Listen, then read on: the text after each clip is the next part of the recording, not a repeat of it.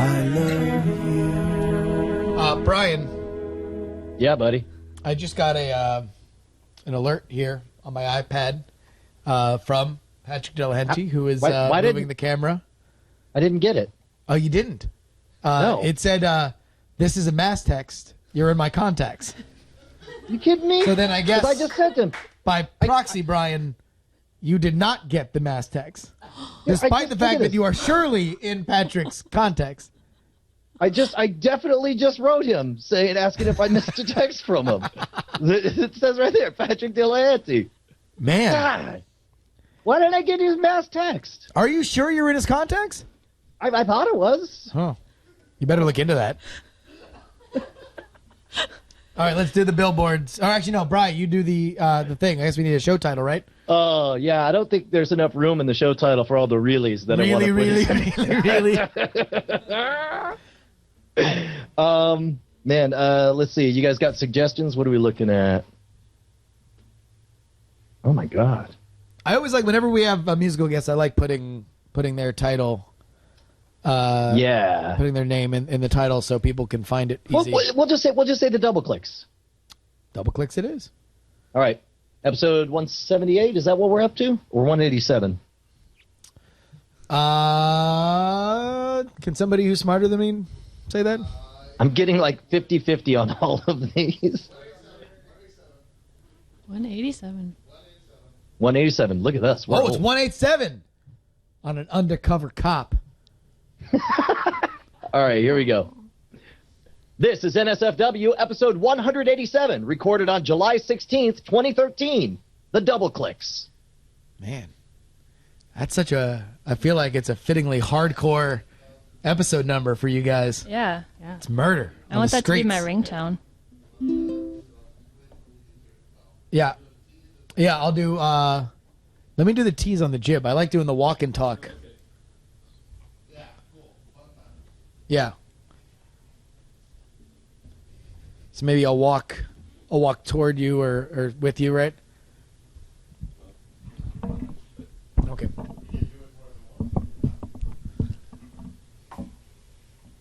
If you just put it slightly, just turn it down slightly, they can really see a little bit.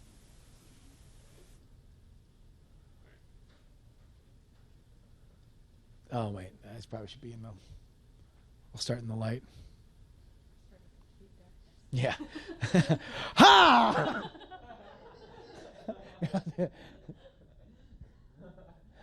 All right. Ha! On this episode of NSFW show, we are joined by these ladies, the Doubleclicks. We break down some music videos, we find viral videos, and we finally find out whether or not I got that mass text, despite the fact that I am positive I'm in your contacts. It's coming up on this episode of NSFW show. He melted. Get him.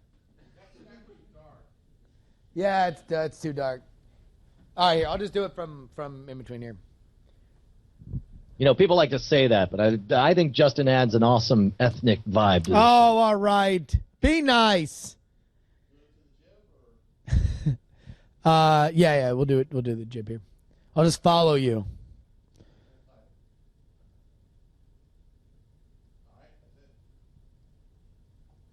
On this episode of NSFW show, we are joined by these two ladies, the Doubleclicks. They perform quite a bit.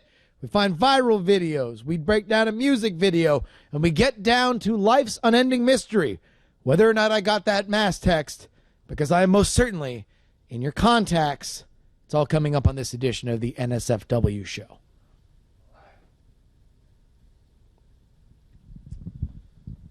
Okay. We got to do the billboards. Dude. This episode of NSFW is brought to you by ProXPN. ProXPN is a virtual private network that allows you to use the internet the way it should be, anonymous and unfiltered.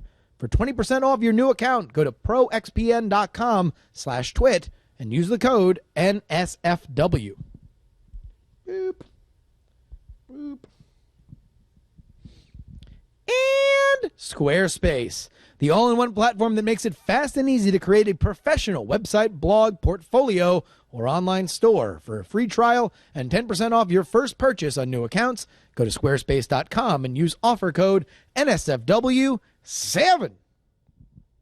Very good. There we go. Brian, how awesome is it that we can actually have like a conversation when Dude, there's like 3 mics here in Petaluma? You cracked the code, baby. Yeah, it was an uphill battle. We certainly slayed a lot of dragons on the way, but now we can see how mass text was shot. Wow, it was such an issue. We were wondering how mass text was shot, and now this is kind of like watching Swear Avatar to God, behind Justin, the scenes.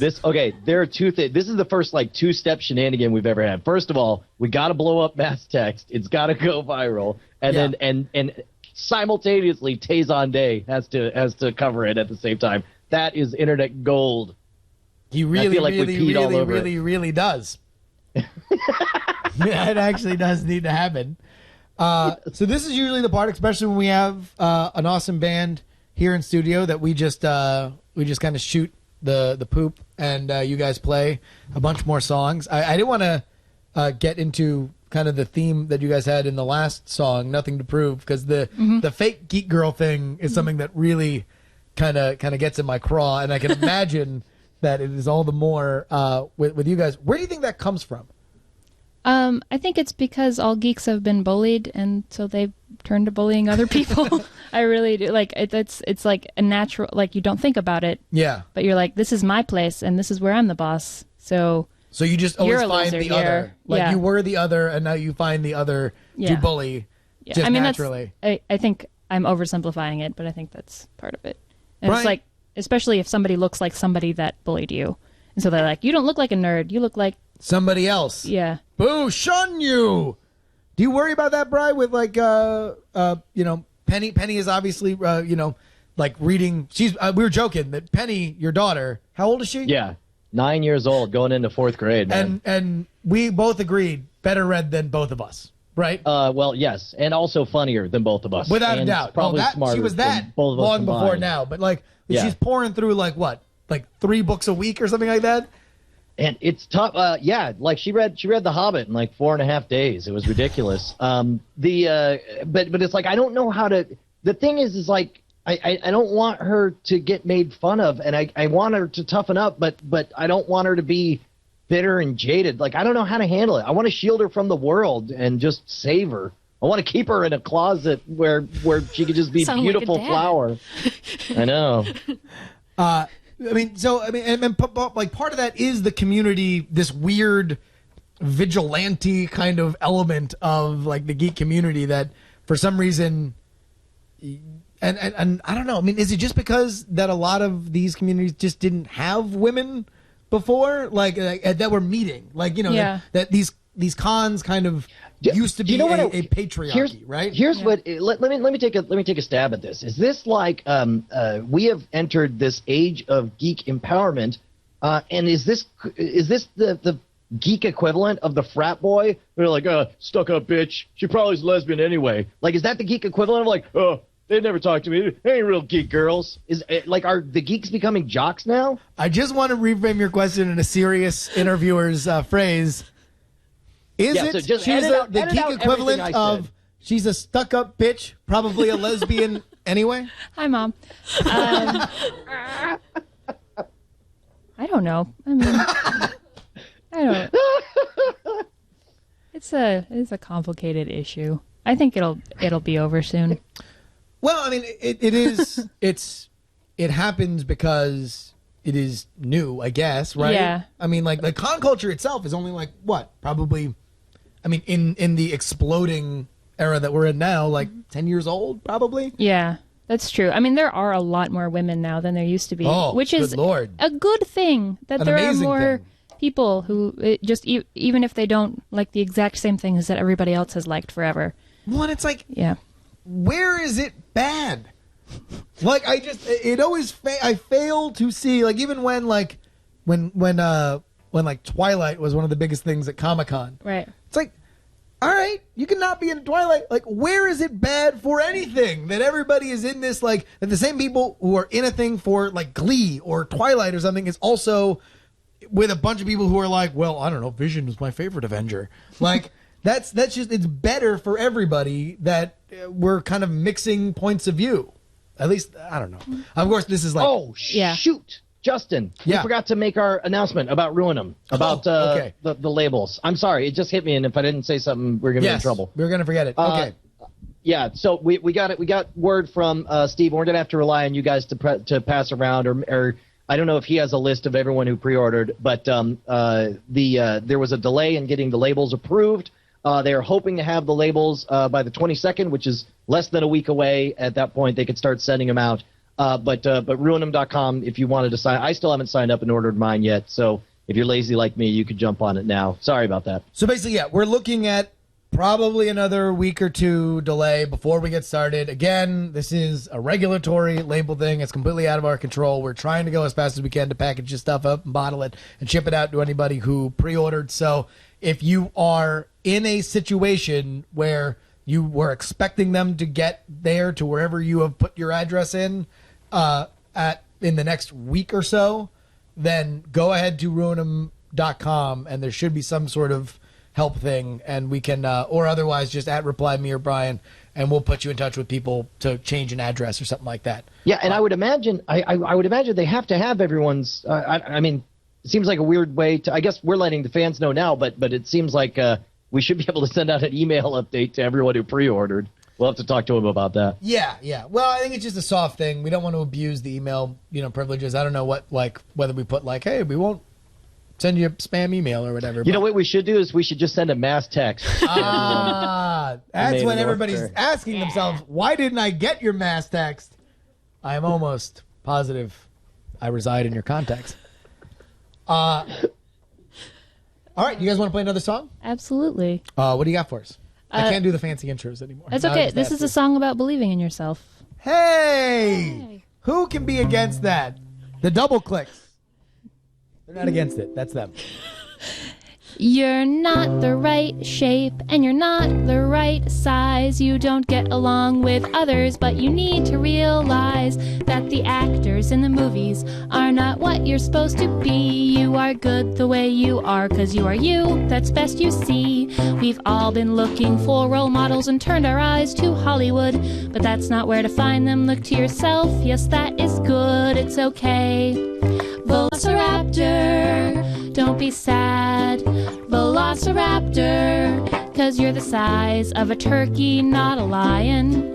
Can't turn a knob and don't have friends upon whom you can rely. The movies have created an unattainable expectation. The raptors in those films were a fictional creation. Don't judge yourself too hard, Velociraptor. You are good the way you are, Velociraptor.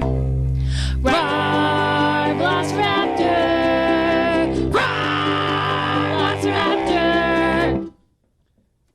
The Doubleclicks!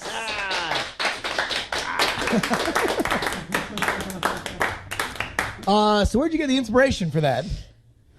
There's a movie, you probably haven't seen it. Yeah.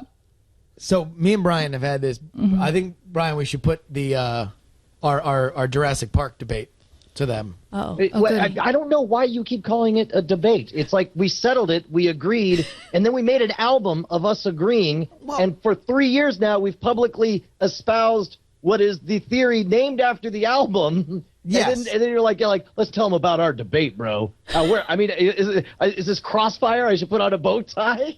No. Again, this was a setup for, let's get into the conversation and not, what? I challenge your premise. I feel like us being here makes you guys fight, and I feel bad about it. No, this is us. Believe you me. Actually better than usual. Our agreement, our theory. Can we call it our theory? Our agreement. I mean, it was a debate that we settled, but it was a conversation. I'm just extending the conversation. Yes. All right. So the conversation that we had was Brian is a huge fan of the book. I think we're both fans of both, right? Okay. Mm-hmm. Yes. Brian, the book means a lot to Brian. The movie means a lot to me.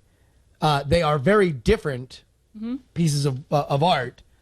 Where do you guys fall as with Jurassic Park? I have not read the book. You've not read the book? No. Movie. Yeah, I don't pretend to like things or consume media that I haven't. Sure. But I'd like to pretend to say that I have an opinion about it. Worth a read. Yeah, I know. And this was actually what we got into. I don't think we ever asked on the chat room. I don't know if we ever asked the chat live whether they prefer the book or the movie. I guess we don't have time to get into which one they saw first, but like, is there a consensus about which is better, the book or the movie of Jurassic Park? I mean, I would suspect that the movie is probably a little bit more prescient in people's minds, but I'll tell you what, people are saying book. Wow, people are saying book. Yeah.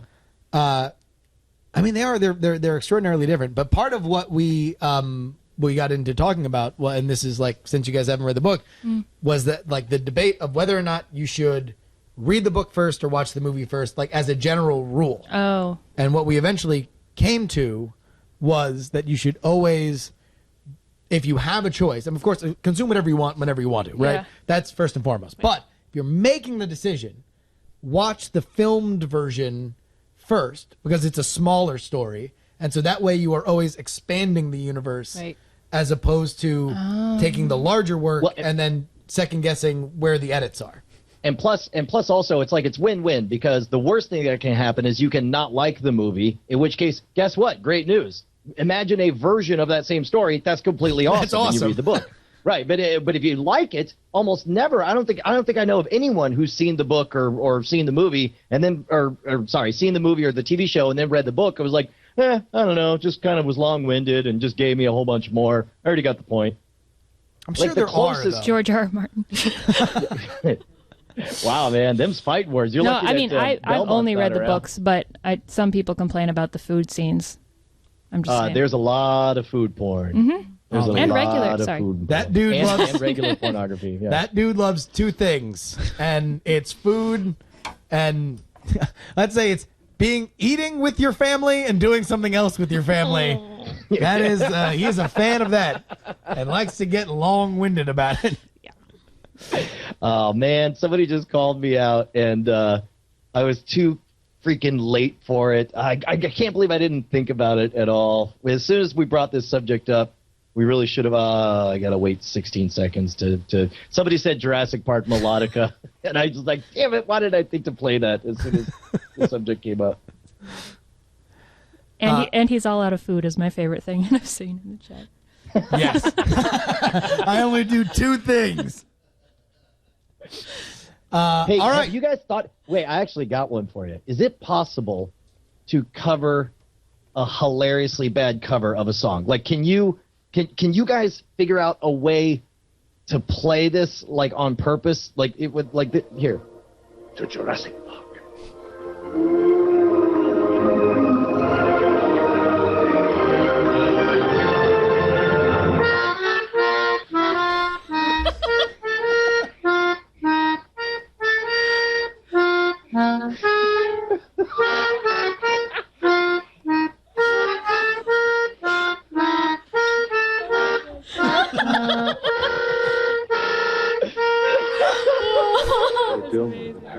Like, can you, if you guys could, I don't know that it's famous enough for anyone to get that you're intentionally covering a terrible cover of a thing, but that would be just amazing. That is amazing. That's a fantastic video. All right, you guys get another song? Yes. Yes, we do. This goes back to your conversation earlier about British TV. Oh, hell yeah. Except it's technically, well, you'll see what happens. British enough. Yeah. The Doubleclicks. I'm going to tune, sorry.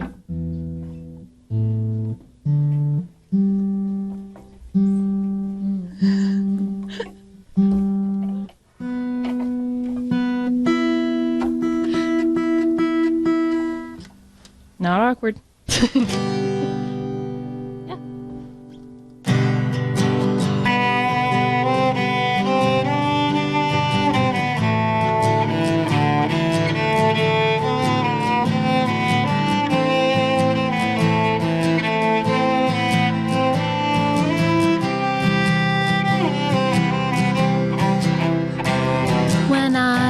was first learning of love as a teenager, one source gave me all my ideas and theories. Jane Austen's masterpiece work, Pride and Prejudice, or actually the 1995 BBC miniseries. Oh, that Mr. Darcy, so gruff and so distant, with a sensitive spirit, just waiting to shine. There's a good reason that women love jerks. It seems like a fantastic idea at the time. Oh, oh, oh, Mr. Darcy, oh, oh, oh, Colin Firth, you're tall, dark, and handsome, charming and wonderful. No other men are worth half what you're worth.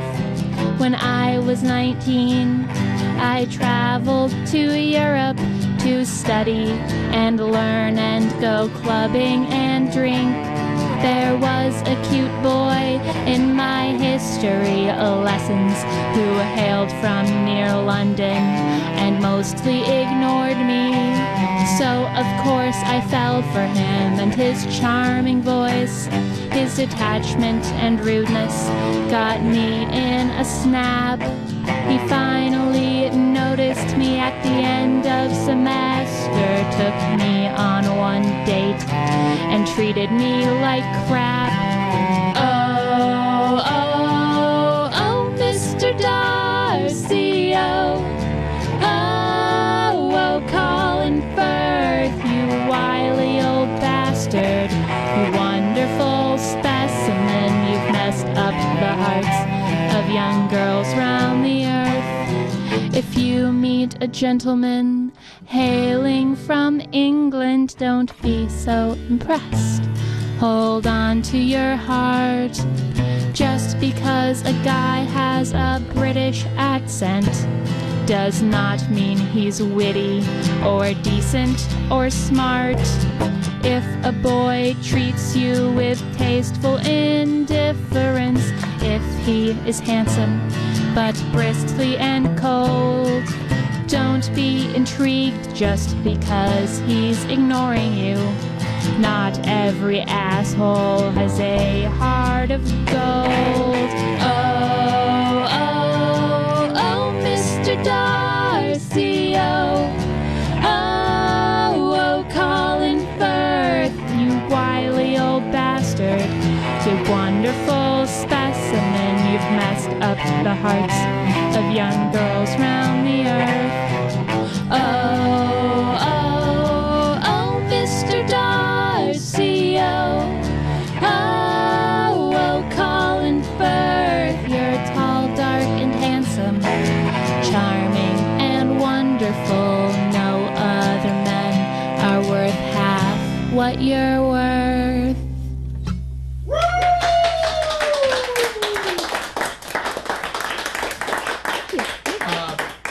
Brian, there was a moment that happened off camera as the Doubleclicks were tuning up to do that song, and I feel like it so fits with your aesthetic that off camera, Patrick Delahunty, his lady and friend of the show, Svetlana, was off to the side, knowing what song was coming, and just very quietly chanting, as if not to disrupt anything, Darcy, Darcy, Darcy.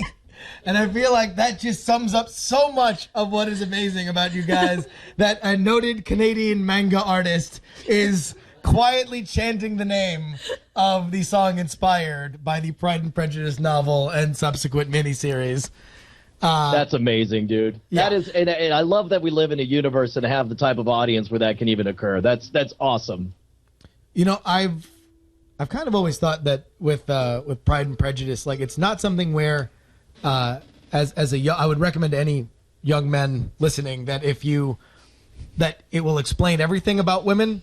It's a good place to start. Absolutely. Just go ahead. It's always good to read books written by women. Yeah. Yes. Well, no, in general, yes. That book in particular. I feel like if even just because I think every girl I know that has read a book has read That book. That's true. It is just a good starting place of shared knowledge. Yeah, I think, and I read it pretty young, and it's one of the first books I read that was by a woman, like from a woman's point of view. And I remember feeling that. It was like, hey, this is a and thing. and she's really funny too. Yeah, she's not just talking about her clothes and her hair. She's got stuff to say. She's awesome. What is it about that book though? Like, what is the like I know these feels kind of moment for Pride and Prejudice? I mean, I think it's definitely that she's funny and that she's, I mean, commenting on everything that's happening around her.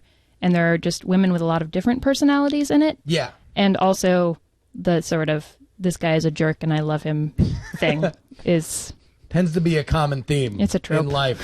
Yeah. Because I can't think of it on the other way. Brian, can you think of a book that is like for like a masculine perspective that like it's like, oh well, yes, that I get that explains that thing. No, I think like the closest I could think of is like reading The Outsiders, be like, yeah, I feel like an outsider. It's tough. I mean, that's stay gold, pony boy. Yeah, right. Maybe The Diamond Club is what the chat room is suggesting. True, of Maybe course. that's the book that's our fake erotic novel, The Diamond Club.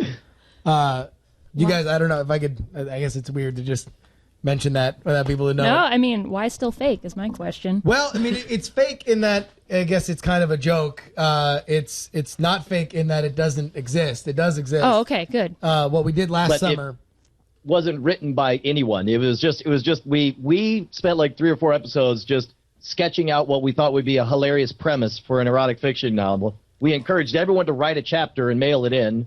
We threw it all in a document, we decided on a fake author's name, and then we suggested that if you think it would be funny for some people to buy 50 Shades of Grey, read it, love it, try to find more in that vein, and accidentally buy our 99-cent novel instead. And it definitely spent 3 weeks in the top 10 on iTunes. And amazing. It was the number 4 book behind 50 Shades of Grey. And I suspect if we were to do it now, like this summer, if we were to do it this summer, we would probably hit number 1 just because 50 Shades was such an absolute phenomenon. Robert in the chat room says, it's still real to me, damn it. Which I found very funny. It was like a big thing. So there we go. Maybe from the male perspective, the Diamond Club, which I'm still every once in a while when I'm on a plane and I have nothing else to read, I'll read another chapter. Oh, because by the way, either me or Brian have read the whole thing. Yeah, we published it without having any idea what was in it. That's a good idea. That's good. idea. That's smart. Usually a smart idea, and then people would be like that there's like some really horrifyingly deviant things in here, and we'd be like. Yeah, I don't know. Talk to Patricia Harkins Bradley, bro. What can we do? What can you do? Oh, geez. I just... just stop skimming through that. That's a little bit... I just flipped to, well, I'm also into golden showers, he said sheepishly. Sheepishly. That will be where we'll stop reading The Diamond Club. Oh, my God. Hey, by the way, God, I hesitate to even say this on the... I'm not going to show it on the stream. But for anyone listening, in the chat, Brendan is pointing out that remember we requested, that our Vagina Paul Jag, get put into a like K-Tel album type thing. Yeah. It definitely happened. And well, I here's don't want to say what you have to search for. The setup is that, so was it 2 weeks ago? Yeah. Yeah. 2 weeks ago, we got into this one of those silly kind of jags where we just started replacing Beatles song names with vagina. Yeah, right. So, can you play it, Bri? The sound. Well, okay, let's. What is it for? It's just that for 8 minutes. It's all of the entire catalog. Wow. Yeah, and again, one of the Fixing a Hole remains, which that's not even the name of the song, I'm pretty sure. Baby, you're a rich vagina. Vagina. It was, that was one of those, oh, God. I want to hold you. It's great. Like it's just the same, just different Beatles B-roll. All right, this is 8 minutes, huh? 8 minutes long. I don't want to eat it.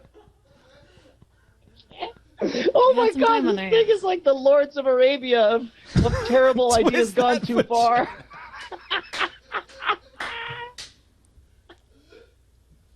Oh my God. When my vagina's 64. And featuring solos. All right, I think that's enough. You guys can go ahead and search Beatles labia on YouTube if you want to see that. Oh man, when awesome talent comes in, it's like an uncomfortable mirror, and I just want to smash every mirror in my house so I don't see myself anymore. That's a little harsh. I'm so ashamed of me and our show. No, stop looking at me. So when did you guys start playing music? Now is when you're starting. Oh, okay. Forever ago. Forever? Yeah. We're sisters. We grew up in a very musical household, so... It's like your parents played? Yeah. But we've been doing this since 2009 or 2011, depending on how you count. Was there a time when you guys, like, because obviously there's a lot of geek and pop culture references in your music.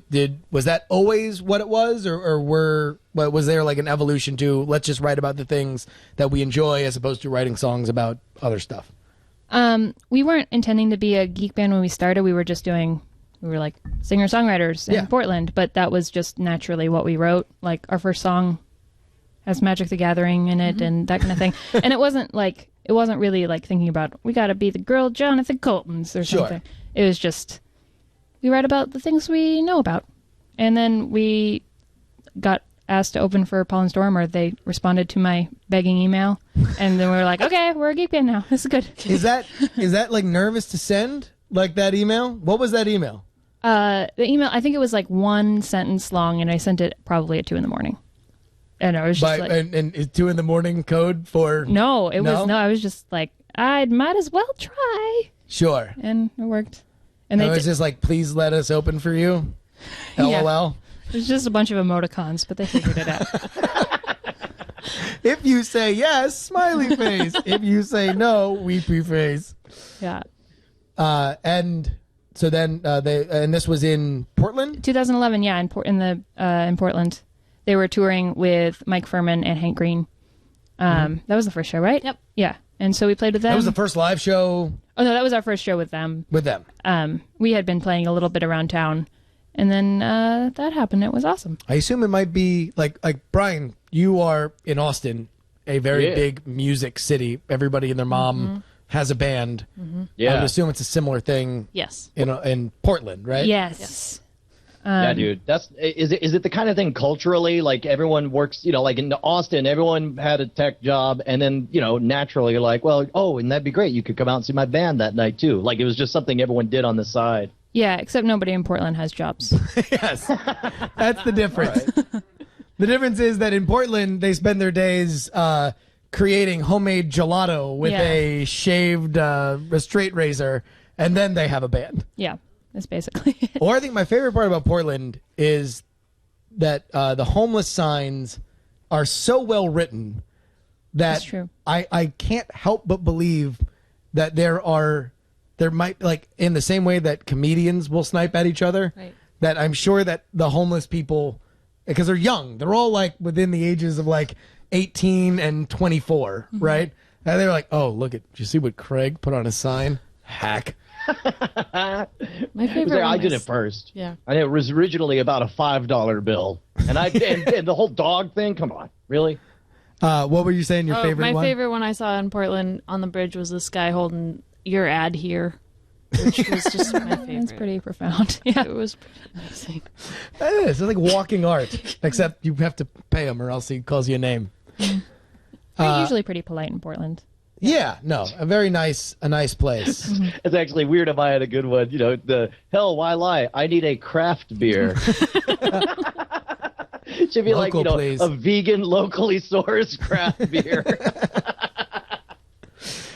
Another song? Sure. Yes. We'll keep going until you say we're well is run dry. We'll absolutely no songs. do another one. I was just trying to figure out which one we should do. Do you want to sing one, Aubrey? Sure. Okay. Awesome. I will sing a song. This requires a little bit of preamble. Aubrey wrote this song. She brought it to us. We actually do have a kids album, and I hope none of those people are watching this show. But before we did that, Aubrey wrote this song and brought it to me and said, it's a kid song. I don't think it's really a Doubleclicks song. Right. But we hadn't been playing. Yeah. But I was like, it's okay. I can fix it. We'll make it work. And so that's what this song is. Somebody is just spoiling the name of all of our songs before we play it. It's really funny. Yeah. And that's what this song is. This song. Sing a little lullaby to Mr. Bear. Tell him that you love him and that you are there. Mr. Bear needs to know you're there. So sing a little lullaby to Mr. Bear. You are ready to go to sleep. You and Mr. Bear are tucked in tight. Won't it feel good just to go to sleep and close your eyes, counting 1, 2, 3, 4. 1, 2, 3. When the lights turn out, the darkness comes, and I fear it. I can see the monsters and the ghosts and the spirits. You need to be watchful. Why do you close your eyes? Mr. Bear needs protection from the torture and demise. Out goes the light and it's dark as coal. The monsters feed on dreams and they're coming for your soul. Don't look now, child, it's better you not see. Just wait here for your doom, counting 1, 2, 3, 4. 1, 2, 3.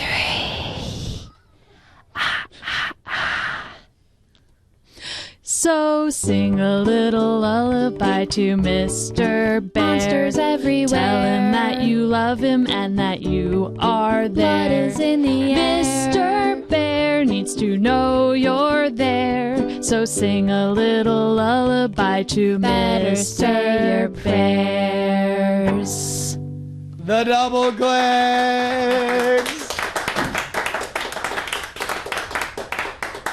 That's terrifying. I will note on our kids' album, Aubrey cut out my verse completely, which was very. I know. No. I know. She's rude. It's as the artist originally intended. Finally, Mr. Bear restored to its glory. So a kids' album, huh? Mm-hmm. Yeah, we have a kids' CD called "Worst Superpower Ever." I mean, it's got 8 songs, so it's like an EP. I guess. Now, how it seems to me like when you have a lot of artists that are known for adult music, but then do a kids album, it seems like there's a shockingly small difference between the two. Like it's just like you mentioned, like just that one verse taking out changes the context entirely. Yeah, it wasn't like we're gonna write kids music now. It was like a lot of people told us we're playing our songs for your playing your songs for our kids. Could you take out the swear words? That's amazing. Like, okay, we can do that. Because we had a video that an animated music video that went around a little bit, but and it's fine except for a few really big swear words there at the end. So it was like, my kids love this and they don't know how it ends. Yes. Like, okay. So is that? It's somebody in the chat room, and I don't know whether or not they were being facetious or not, was like, censorship sucks. But it's like, this is shaping your things artistically so other people can enjoy them, yes, right? Like, it's better that you guys have this. I mean, I assume it's pretty gratifying to know that you are being played for kids, right? It's yeah, it's really, really fun. We play at a convention called Geek Girl Con for the last couple of years, which has a lot of young kids there and little girls that there's something very special about that, like kids like us liking us now. It's very very cool. Brian, I mean, I'll tell you what, this would be something you should play for your Done. daughters. done and done for my. I guess, man, I'm just gonna be. I've got every age of kid, like what 9, 5. Collect the whole set. It's like this rotating conveyor belt. Like I'm perpetually going to be able to visit. Like whatever I'm going through with Penelope, I know I get to go through 2 more times, and whatever music Penelope likes, I'm going to get to see it twice more as well. So, it is like it's like one of those like row your boat things, right? Like bingo. That's the visual that I was trying to portray. Yes. You should actually just pose them, like for family photos, like as if it's like the evolution of man, you know, where it's just like. They're all just in different ages. That would actually be a really good little Christmas card we could do together. And then just keep doing it. And then at some point they'll be like, Dad, this is weird. We keep doing this every year. And you're like, keep doing it. Get in position. I should point out, like, the chat room has reminded me that it's not nice to call my wife a conveyor belt. And that's not what I was saying. Oh, no. No. And that would kind of make you like Lucy. Like in I Love Lucy, like you're like, what am I gonna do with all these babies coming out? You know, at the family reunion, we had to do a talent show, and so Penny and Josie did that. They reenacted that as their skit. Which at this point, I mean, that would be like them reenacting Bible verses, right? Like that's so old and musty that they have like you might as well say like, oh, reenact the defenestration of Prague, you know, as the. Which actually ironically beat us in the competition, unfortunately. The cousins doing the defenestration of Prague. Yeah. All right. Well, I feel like this has been an amazing night here with you guys. You guys are so amazing. The chat room has absolutely gone insane. Because I haven't plugged the album in 15 minutes, I will again remind everybody that Laser and Feelings, Lasers and Feelings. By the way, when I asked if they had anything to promote, I was kind of hoping if you had a Twitter or a particular social media outlet that you'd like us to direct people to. Twitter, the Doubleclicks, Twitter, at the Doubleclicks. Yeah. Remember the. Yes. The is very important. Mm-hmm. TheDoubleclicks.com, at the Doubleclicks. What's on Doubleclicks.com? Do you guys? I'm sure you guys. I think somebody was saying that it's just parked right now. DoubleClick is a Google product, so it's the worst name for a band of all time. Just. So there we go. At the Doubleclicks, and again, San Diego, the Bay Area, Portland, Seattle. If you are in those cities, make sure you make yourself available. Find out the dates that they are going to be there, and go watch them because it's just a taste, ladies and germs. You're gonna have yourself a hell of a. Oh my God, what is happening to the? Oh, look at this! This whole place is going to crap. Stuff's falling down all over the place. Oh, jeez. You know, this is like at the point where you start emailing Paul and Storm about your ideas. Like, you know, we've just gotten to that goofy portion of the evening. Which, by the way, Paul and Storm, Brian, I don't know if you know, but they are playing our Dragon Con show. Yeah. What? Awesome. Yeah. I'm almost positive that's a thing. Know, I don't know. Man, okay, awesome. All right, I don't know if they know that, by the way. I know we were told by the organizers of the pod track that they were talking to Paul and Storm to do it, and I heard last time that they said yes. That might not be true. However, if you harass them enough, maybe we can just make it happen. Because you know, can we who send I was an email out? Harassing was I was going to try to start harassing because we almost got 2 years ago on the Summer Music Series Professor Elemental, but he was having a baby at the time and wasn't available. But now he's going to be at Dragon Con. Well, I'll tell you what, the more the merrier, and also our old friend, possibly my father, Michael Rooker, will be in attendance. So we will hopefully try to corral him. Although he is a force of nature, ladies and gentlemen. Oh my God! I can you let can't you put know that that in the bottle. I can have it confirmed by him that he will be there. We have no idea whether or not he will actually be there. He was supposed to be there last year, but he wound up having to go back to LA. Justin, you know what we ought to do is book a hotel room and maybe make travel arrangements. That sounds like some 2 days before Dragon Con stuff. We're so bad. No, apparently, like they are periodically kind of appearing Dragon Con rooms. So if you don't have one, then be like your friends, Brian and Justin, and just camp out on the sites for the major hotels and try to get yourself one. All right. All All right, boss. We can man, do one more song. That was a good one. What are we rocking on now? This is called This Fantasy World. This Fantasy World. Again. Lasers and fantasies. Where am I going? Am I here? There we go. That's good. That's what he does too. You have to say, "Where am I?" Where am I? Huh? Hey, Brian. You got any gum? Got any gum? I was surprised you didn't come up and ask if those were their drums. Yeah, sorry, those are drums. Some nice drums. Lasers and feelings. It is the Doubleclicks.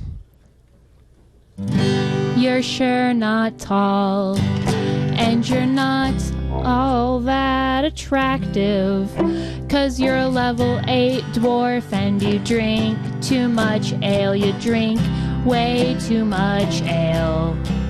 But you've got a nice axe and you know how to use it. It's +2 against zombies. And the moment you set foot in this campaign, you set a magic missile on my heart and charm person on my brain. Dungeons and Dragons, yes I like playing Dungeons and Dragons with you. Yes I do, yes I like playing Dungeons and Dragons. But I wanna get you out of this fantasy world and into my fantasy, and out of this basement and into the sun. Dungeons and Dragons, one time you saved me by setting an oncoming horde of golems on fire.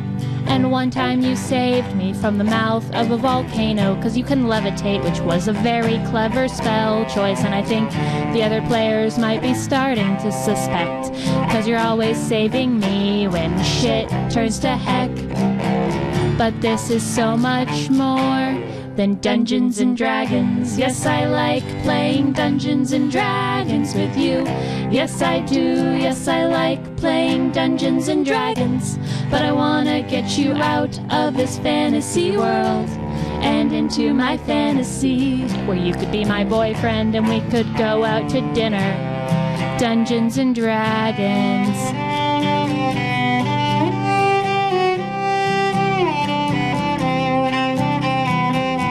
As we finish this battle and we slay the dragon and look around her lair for loot, like gold and magic items, I look around this room at all these fracking nerds and all their fracking books and their fracking dice and their primarily Windows-based computers and their Doritos and Mountain Dew.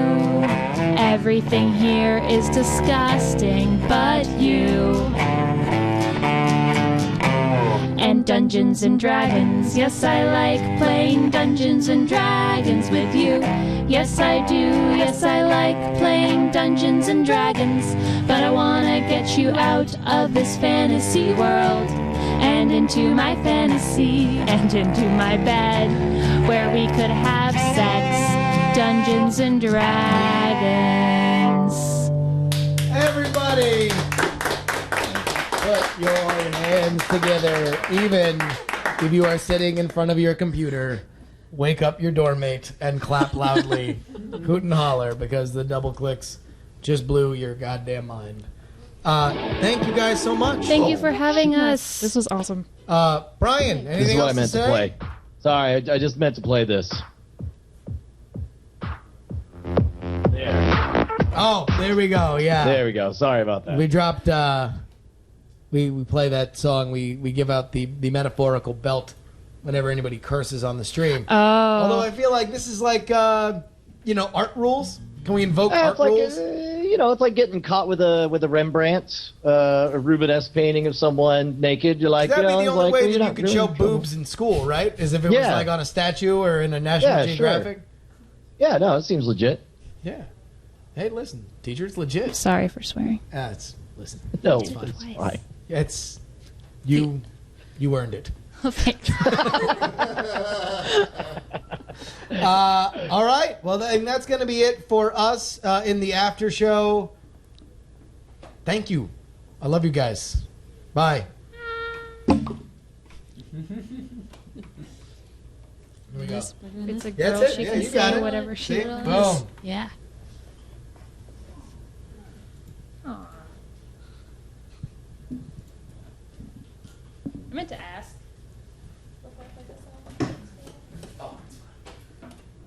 That memo was so long, I suspect Sinofsky wrote it for him.